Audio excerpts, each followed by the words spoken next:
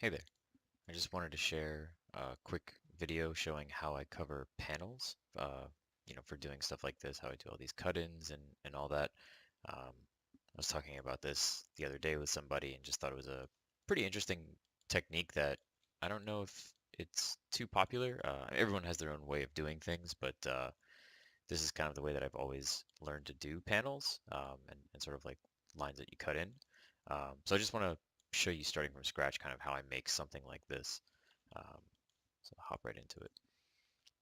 Pretty much I start with the base shape in mind. I kind of always know what I want to make. So I'll go ahead and just make a quick cylinder, extrude this bottom half down here. Um, and I know the general shape I've got in mind. So when I start placing points, I know I want like these two sections to be split off here.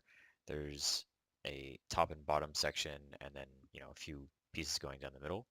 So for the pieces going down the middle, they're a little bit thicker than all of the other ones. And so for that, it's super simple. I mean, it's basically just grabbing those pieces and extruding them in. Um, Extrude these all in along their normals. And that's pretty easy. Uh, just move those to the side, scale them accordingly. I know I want to have that sort of like box shape that's cut out, so I kind of prepare for that as well just by cutting this in. And I'll actually go ahead and delete these faces.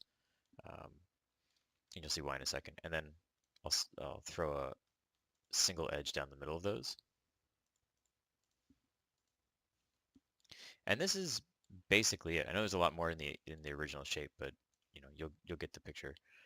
So basically what I do with stuff like this is I'll go ahead and throw a shell modifier on it.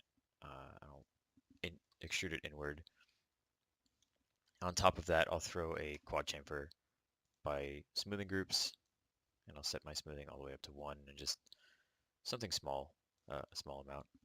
Um, Before adding that quad chamfer, I'll just do an auto smooth on the whole thing, just so I know exactly that it's going to be doing everything properly. And then I throw a turbo smooth on top. And so you can already see that you get the nice bevels on these edges here. But for everything else, what I'll do now is I have the shell modifier on, so I can go ahead and remove these sets of faces here because I know that shell modifier is going to take care of it. Um, and then as I, pull that shell in and out,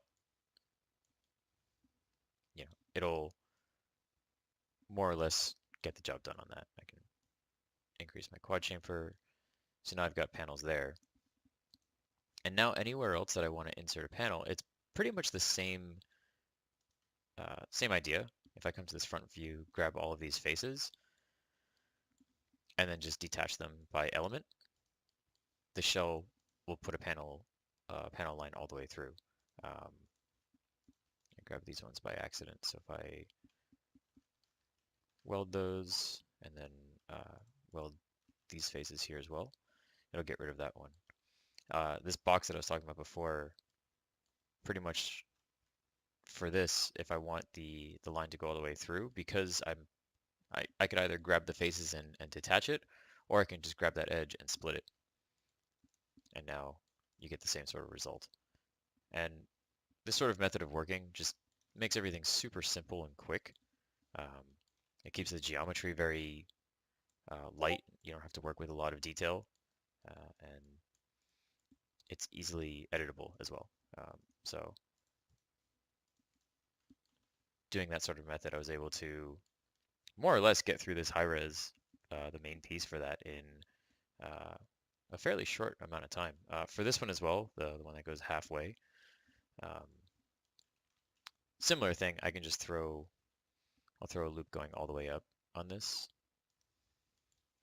and then I'll only select about half of it, and then split it. And there you have it. So yeah, I just wanted to share that. Hopefully someone finds it useful. Thanks for watching.